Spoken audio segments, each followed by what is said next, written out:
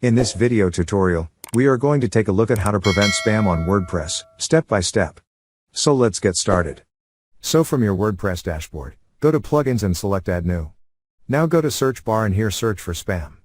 Now you get all the related results.